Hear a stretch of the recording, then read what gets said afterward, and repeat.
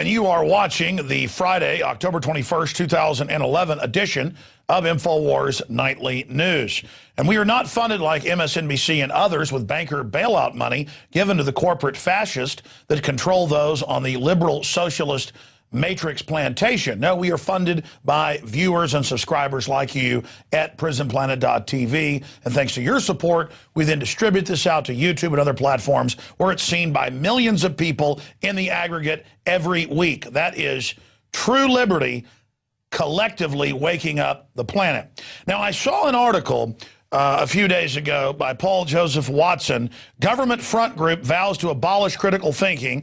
Marxist-founded Demos is terrified that schoolchildren are questioning the establishment.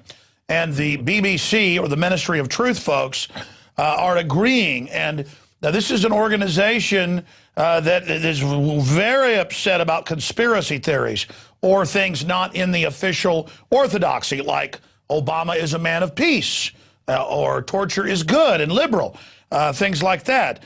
Or mercury in shots is good for you, things like that. Questioning 7/7, questioning 9/11. But then I saw this gentleman on the BBC. He seemed to be one of the most well-spoken and friendly fellas. And I have to say that, well, we're going to find out from him if Paul Watson's article is accurate. Because, again, these are the folks that can tell you if something is accurate or not. This is the oracle high on the mountain that you go to find out what's veritas and what is deception. He's Jamie Bartlett. He is the head of Violence and Extremism Program. He tracks, well, the troublemakers out there. And so we're honored to have him join us. From England, Airstrip 1, where are you over there? I'm over in East London here. All right, you're in East London. Happy. Can I say I'm really happy to be here, and I really appreciate the opportunity to speak with you. Well, it's good to talk to you. I'm sure you can try to do an anthropology study for the Hive Borg to teach us. No, I'm going to stop being mean. What is your organization really about? Common purpose, all those folks trying to teach the school children about the evil internet? Paul Joseph Watson's article was a ridiculous, I think intentional misunderstanding of what we said. The headline, I've got the article in front of me, Government Front Group Vows to Abolish Critical Thinking. It's completely ridiculous. What we did was to say that we need more critical thinking in schools, because the simple fact is, at the moment, there's a lot of good stuff on the internet. There's a lot of liberating information on the internet, a lot of information that has shown governments at times to be corrupt and corrosive. But there's also a load of rubbish on the internet. You surely can accept that. And all we're saying is that we need young people to be better at critically assessing and evaluating the information they consume. There are Holocaust denial sites splattered all over the web. We need to make sure kids aren't sucked into this stuff. You know, in his article, he says that Demos is trying to tell students they should only believe what the government and the mainstream media tells them is true. Where is that in the report? I never said anything of the sort. It's completely ridiculous. We need people to be critical of our governments because they do lie, and they are sometimes... Well, wait a minute. Hold on. I mean, we've got you here so you can set the record straight, from your perspective. But, I mean, has the organization that you're part of not come out, because he had links to it, and said 9/11 truth, people that question 7/7, that this is dangerous conspiracy theories? So, see, from our perspective, we've looked at the real facts, and you guys are connected, according to his report, to Common Purpose that we've seen involves some pretty creepy stuff. Okay, just answer my question. What's your view on 9/11 and 7/7 and government-sponsored terrorism? I don't think that 9/11 nor 7/7 were inside jobs. And I don't think that it's an official account. I think it's the account of thousands of experts, of journalists, of academics, of people that are interested in the subject. I've never said, actually, for the record, that there's anything dangerous about people who believe 9/11, the 9/11 truth movement. The report I wrote, which again was completely misinterpreted by Paul Joseph Watson and others, said that I was accusing 9/11 truthers of being terrorists. It was absolutely not. All I said was, if you look across right-wing, left-wing terrorism, religious terrorism, you often find a conspiracy somewhere in that. Well, that's not particularly surprising. If you look at the Angry Brigade left-wing terrorists, they also thought there was a conspiracy against them. So that's all I've ever said. Well, hold on. I mean, it's come out in the major British papers, and I've interviewed Steak Knife and others, that the leadership in many cases of the IRA violent arm was actually led by British intelligence, MI6, MI5, British commandos, SAS, as a pretext to scuttle peace deals in Northern Ireland and to have a pretext to crack down. Gulf of Tonkin to get the U.S. into Vietnam, a lie. It's come out in even the London Guardian that in Germany, the government didn't just infiltrate neo-Nazi groups, they created them. And so the idea, you know, from when I got what you were saying is that some of these extremist groups are into conspiracy theories. I actually have seen the opposite. I've seen government actually infiltrating groups and trying to make them violent. I don't doubt that that's happened as well. You can't. I'm not going to sit here and try to deny that our governments are whiter than white, that they've never done anything untoward, that they've never infiltrated groups and pushed them further on. There's apparently one example where MI5 agents, an entire IRA cell was actually made up of only MI5 agents all watching each other because no one knew what the others were up to. But that doesn't mean to say that every single thing that ever happens is always by definition a conspiracy. I think each time you weigh up the evidence, you look at the case in hand, you think about it empirically, you think about it rationally, and you come to your conclusion. Okay, well, that's what I do. Oh, hold on. I mean, I believe they killed Gaddafi. Hey, I believe they killed Gaddafi because I know his background, I know the case, I've watched the video, I've done the research. Now, the bin Laden thing, that's totally separate. That's fake. But am I a conspiracy? Listen, when the government and mainstream media have been caught lying on purpose over and over again, Rupert Murdoch infiltrating, police spying on people, all this stuff, I would be crazy to just believe what government and mainstream media tell me. I've never said you should believe. I've never said that you should always believe what government and mainstream tells you. I mean, we're looking at my report about critical thinking. People, young people, any people who are critical thinkers should not only question what the establishment tells them, what the mainstream tells them, but I would also hope they would be equally critical and hold the same standards of evidence and information against alternative sources of information. Yeah, but that goes on. I mean, I'm sure you would agree with that. Well, sure, I would say question everything, including the BBC. Precisely. Oh, yeah, question the BBC, question them all. I have no problem with that whatsoever. But the unfortunate fact is, for a lot of young people in particular, they don't question things equally. They believe anything that's anti-government. Now, sometimes the government does lie, but not always. Okay, well, here's an example. Over 80% in the polls I've seen of the British people believe that the royal family was involved in killing Diana.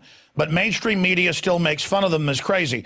Over 90% of Americans believe the government killed Kennedy, but the media pundits still make fun of the public. The mainstream media and government are so out of touch. You have Diana, for heaven's sakes, telling her butler, making a video, writing in the diary, Prince Charles says he's going to kill me in a fake auto accident. That's right there. Then you have all the. No, she didn't say Prince Charles is going to kill me in a fake auto accident. She said at one point, I'm worried that I'm going to die in an automobile accident. It's quite different. And if you look for links and connections, you'll find them. No, she said he told me he's going to kill me. There have been inquests into Diana. There are many things. Okay, Dr. David Kelly said they're gonna kill me and put me in the woods. And I've been on BBC radio and they make fun of me for that.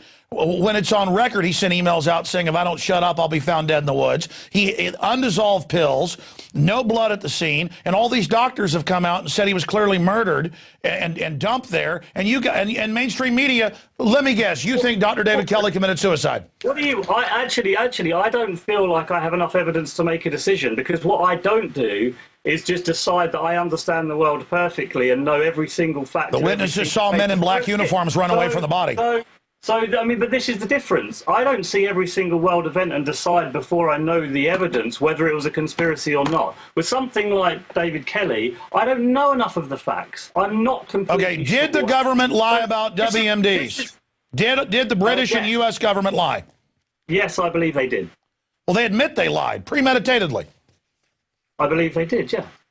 But this is the point. This is the issue I have with the way that my organisation is presented sometimes in the alternative information media, which is that we're some kind of spokespeople for government. It's ridiculous. I'm critical of government all the time. I've got a report coming out next week which is slamming the Home Secretary for not allowing these right-wing protesters, the English Defence League, to protest enough. They're trying to stop them from protesting, and I'm saying it's completely wrong. Why in the world people think that we as an organisation are some kind of a government front is ridiculous, because we criticise them all the time. And that's my whole point. You know, the world is not black and white, and it's not made up. Oh, I understand that. What about Common Purpose? Do you guys get any funding from the government or Common Purpose? Absolutely nothing from Common Purpose. I've got no idea where this ridiculous story has come from. Do you have any evidence for this? Does anyone have any evidence for the link between Demos and Common Purpose? Paul Joseph Watson's making it as quite a central part of his story, because Julian Middleton, who founded Common Purpose, was one of 20 people who founded Demos. It was a large group of people that came up with the idea of setting up a think tank. We've never had anyone... Well, listen, here's an example. I'm attacked... This is really important to get this straight.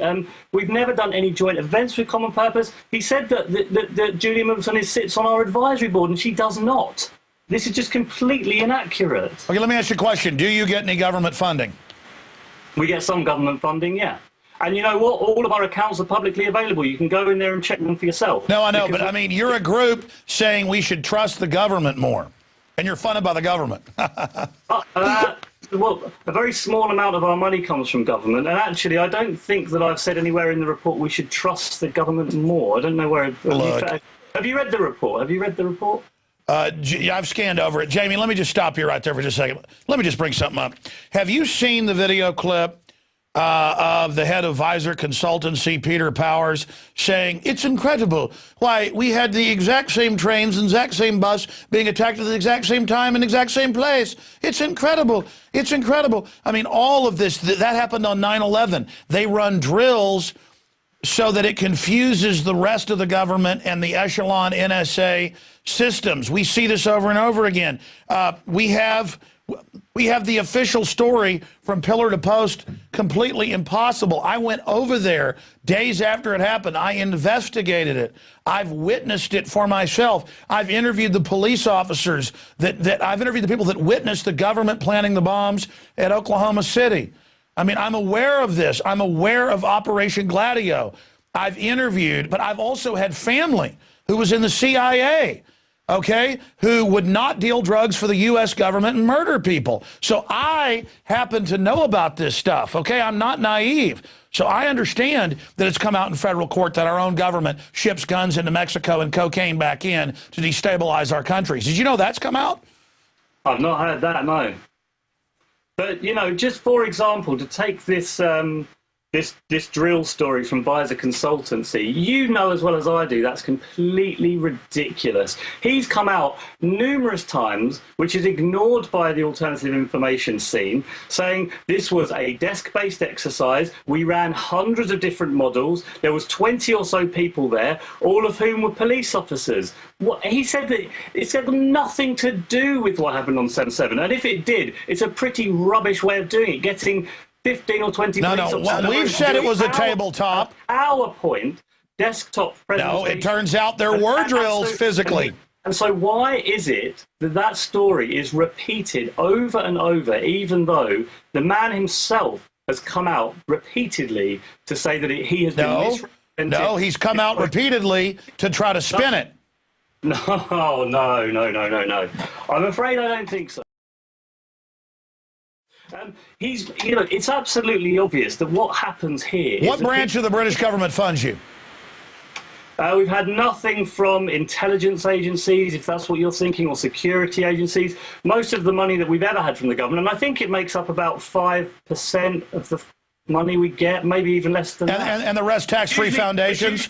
What are some of the loving foundations that fund you? It's usually just to run events, and our events are public and they're open for anyone to come to. And you know what else? And I would like to say this. I am more than happy for Paul Joseph Watson or any of your UK listeners to come into our office, and I'll give them a tour. They can follow me around for a week. They can see what I do. It's really not that sinister. Everything we do is... Will you show them the alien spacecraft in your basement? No, that's off limits, I'm afraid. That's only for me. Look, you're a nice, amiable person. I don't think you individually are a bad guy. So I'm not here. Thank you very much. I'm not here indicting you. I mean, I hope you think I'm a friendly person. I loved your stuff. I loved the John Ronson story with you. I actually thought it was extremely courageous what you did there, and a very, very mysterious and strange set of events it was too. Well, I mean, it is true that mainline Christian conservatives mainly go to Bohemian Grove and have gay sex together. And I'm not bashing people for their sexual persuasions. It's the fact that things aren't what they seem a lot of times is what I've found and what I've experienced. And I wish 7/7 was an intelligence operation or a group they set up and let do this. I wish that 9/11 wasn't an inside job. But Larry Silverstein says, pull the building, gave the order, watch it come down. I don't just have... But you also know that Larry Silverstein has said over and over again, that means evacuate the building. Yeah, it was already evacuated 5 hours before. But see, I knew where you were. Hold on. I knew you were going there. The fire brigade. He was talking about the New York Fire Department leaving. He wasn't talking about... But I knew you'd say that. I knew you'd say that. Let me finish. This is important. Because I've done countless reports on this. We have the police say, get back, they're going to bring down the building. I've talked to the cops and say there was a 10-second countdown. I've got the newscast where they said they were going to blow it up. I have the BBC saying it had fallen 25 minutes before it did, and I brought that up knowing you'd respond with Silverstein's cover story of what pull it meant. But I'm saying it doesn't just end there. I know that you can fit a lot of anomalies together and find any relationship you want, just like Paul Joseph Watson's tried to do with Demos and Common Purpose. It's entirely fatuous. But answer me this, and I've always wanted to ask you this question, and it is an important one. Why do you think that the American government would have felt the need to enact a controlled demolition on the two towers to actually bring them down? Would it not have been more rational to just allow two planes to fly into the buildings? That surely is enough of a cause for war if that's what they were planning. Why multiply the chances that you're going to get caught exponentially by actually bringing them down in a controlled demolition in front of the entire world that was watching? I don't understand. Well, let me give you the answer. Do you really want the answer? It's a complex... I want to know what you think, yeah. No guts, no glory. Fortune goes to the bold. Bottom line... Well, let me finish. Bottom line, those buildings already had asbestos and structural problems. Psychologically, you do it on a weekday morning to control the week's news cycle coming up. You have the first plane hit to get all news cameras aiming. It's a perfect psych warfare job, and I've had top former State Department psychological warfare experts on, like Dr. Steve Pachinik and others, to say, yes, it's a perfect psyop. Then the second plane hits. Everybody now knows it's a terror attack. Then you have the controlled demolitions so the insurance money can be paid and the rest of it. Building 7 that's running the attack with the CIA, FBI, and others way down the street from it, 47 stories. It's got the explosives in it. I interviewed Peter Jennings, who said that, yeah, there were bombs going off and dead bodies. Of course, he died right after we interviewed him. Are you suggesting that the two planes flying in on their own would not have dominated the news cycle for weeks to come? No. People had to see that giant image, plus they had to get rid of the crime scene. Okay, let me ask you this, because there's thousands of points. Do you believe not one, but 2 magical passports went out of their coats, out of their jackets, fireballs, through the building, out of the wreckage, down to the street, 4 or 5 feet of dust, and were found by the FBI later that day? Do you believe that? I'm really not qualified to answer questions like that. In the same way that I'm not, and you're not qualified to answer questions about structural demolition. Who is qualified are demolition experts and structural engineers, and you know what the overwhelming majority of them say. The global warming's man-made and real? Architects for 9/11 Truth, a rabble of a handful of architects who actually don't know much about structural engineering at all. Hold on, that's it. Hold on. Stop. Architects and engineers for 9/11. Hold on a minute. You know it well that the outrageous. I gotta counter that. Full well that the overwhelming scientific consensus from both demolition experts and structural engineers is that the buildings fell pretty much as one might have expected, and there was no way to control demolition. All right, I want to counter that. We're not here talking about. I knew that it would turn into a discussion about 9/11. I'm going to phase you down for a minute. Stop. I got to make a point. I'm going to give you 1 minute to make your statement, and you've already been talking for a minute, and then I'm going to get 2 minutes to counter. But I wanted to finish the earlier point. But now you've really discredited yourself. So you've got a few people that don't really know much about structural engineering. There's 1,600 architects and engineers. Many of them now, hundreds of them, have actually been involved building giant buildings. A whole bunch of them have built 30, 40, 50-story, and they've got very famous architects and engineers coming out now. NIST has had to change their story 6 times on how Building 7 fell, and now admits free fall, and has had to make up this thermal expansion garbage. All of this is going on, and for you to say they've just got a few people in architects and engineers, who do you have? Controlled Demolition Incorporated that gets the contracts to blow up these buildings, the wreckage, Oklahoma City and 9/11? I mean, talking about those guys? Now you've got the floor. Go ahead. Well, to respond to that or to speak generally? No. You just said that the overwhelming, just like Al Gore kept saying all the scientists know global warming's man-made. When 9/11 architects and engineers for 9/11 Truth submit a well thought out, properly peer reviewed, and not by one of the truther journals, articles about this, where they not pick holes in the official account, but actually present an alternative account that can be properly scrutinized by an anonymous peers of theirs, then I'll start listening. And when that happens, because that's how we arrive at knowledge, then I'm all open to be convinced. Because for me, this is the difference. I'm not wedded to the idea that 9/11 wasn't an inside job, because if it was, I'd really want to know. I have no vested interest in trying to cover up, if the government's murdering its own civilians. I've got no interest in covering Do governments ever stage terror? Historically, I think they have, yeah. I mean, the whole origin of the word terror is from the French Revolution by the French government. So, yeah, the state-led terror absolutely is possible when it happens. Okay, then let me ask you this question. No, I want you to listen. I watched Al Gore, this big fat con artist, who's an oil company baron, involved in unbelievable corruption, giant houses everywhere, carbon footprint, the size of 50 families or whatever. You've got this guy, jet setting all over the world, invested in gore and blood carbon trading in London, all these huge Rothschild Rockefeller investments in it, carbon trading, all this money, tens of billions invested in selling this, saying ice caps are getting smaller, polar bear numbers are down, polar bears can't swim, all of this patent crap that I can disprove. I mean, the polar bear population's up 5 times what it was 60 years ago. The ice caps always shrink in the summer, expand in the winter. But he kept saying peer-reviewed, peer-reviewed, peer-reviewed. Now it's come out all these emails where they try to block peer-reviewed publications, where they had an inner coterie of government-funded scientists hiding the decline. And now the whole hoax is falling in on itself. They weren't government funded, but yeah, you're talking about the University of East Anglia. East Anglia, that's it. They were trying to. No, it had ICCUN funding. What are you talking about? Wait, it wasn't the British government trying to fund them. I mean, everything ultimately, a lot of stuff ultimately comes from government funding, because a lot of taxpayer money goes into government. They said hide the decline. It's a load of crap. How does moving your coal plants to China? Listen, I was disgusted. I was absolutely disgusted with that. And you talk about global warming. It's another subject which I feel completely unqualified to pass judgment on. And I won't pass judgment on subjects which I feel wholly unqualified, and I haven't looked at the evidence strongly yet. Well, I've looked at it deeply.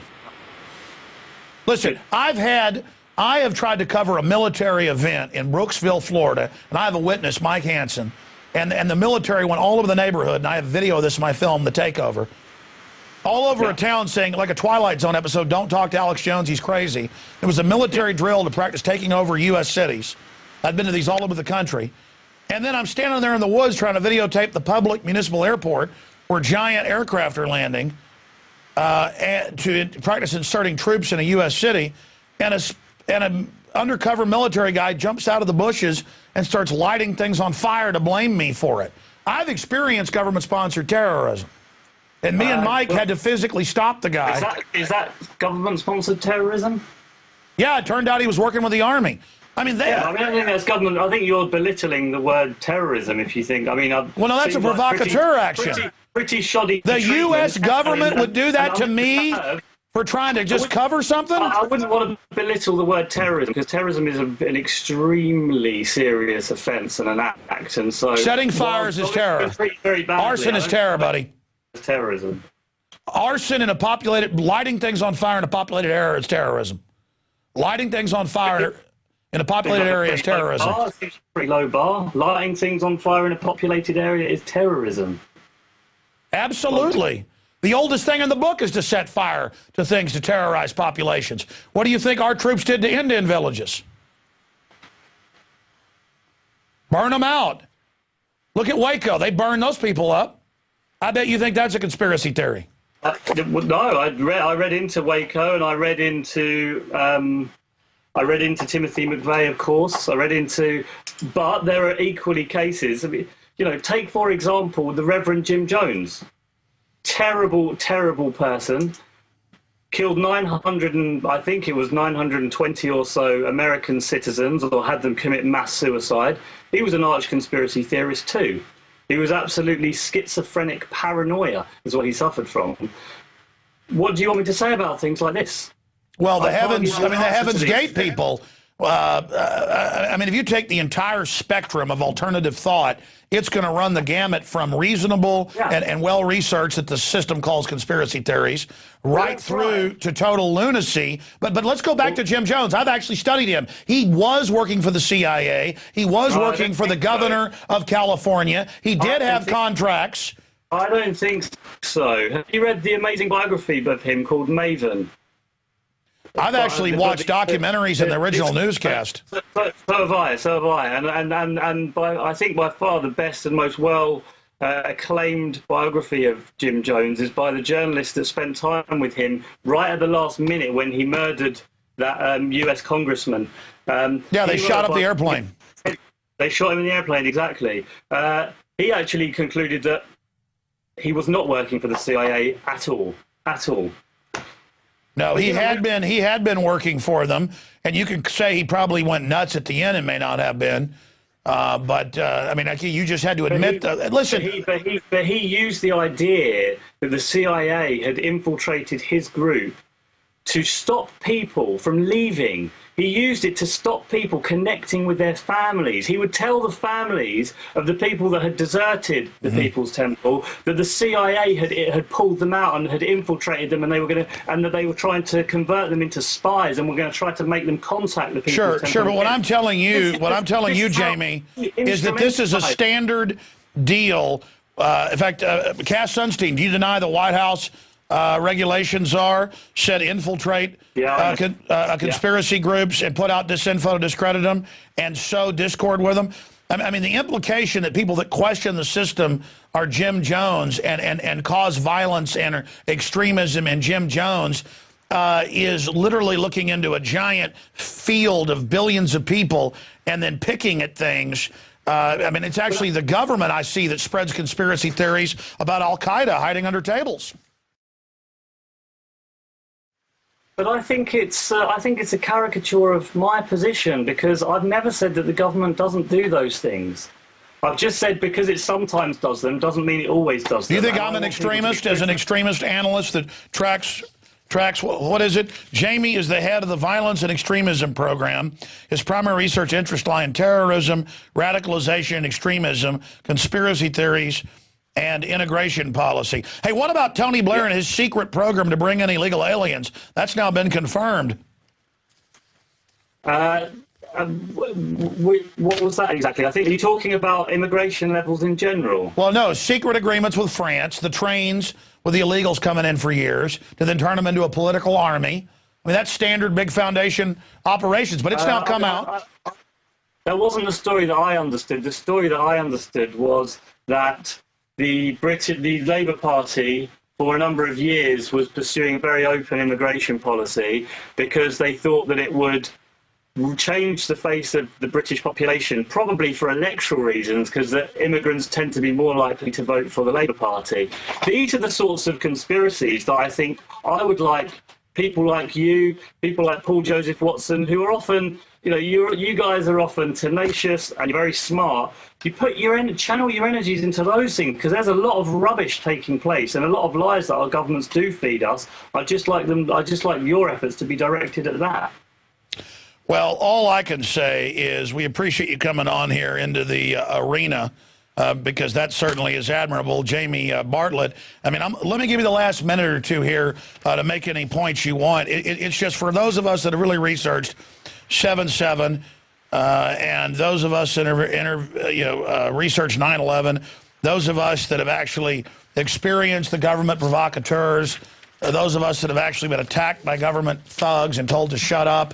There's no going back, and I think there's a lot of denial in the establishment, and then people like you that work in sociology and things, and outreach of just how corrupt and wicked the Western ruling class has gotten. But that's my view, and that's what I've experienced in the world. I don't think you're a conscious disinformation person.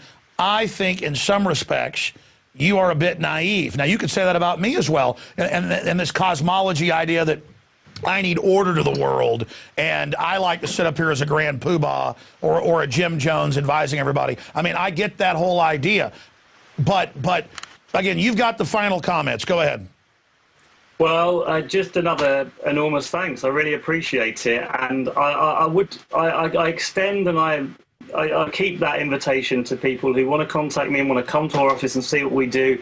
It's really not that sinister. I don't think you're a crazy lunatic by any means. You're obviously an extremely intelligent person. And I just want to say as well that, what I want is for young people, for everybody to criticize, to critique, to be skeptical about all the information they get. And me, the same. I know that sometimes I fall into traps of believing what I want to believe and reading what I want to read, and I think it's something for all of us to do. But keep up the good work, always questioning, and thank you for your time. Okay, so I get from what you're saying is Paul got it wrong, I got it wrong, that you guys aren't saying just trust mainstream media. You're saying question everything.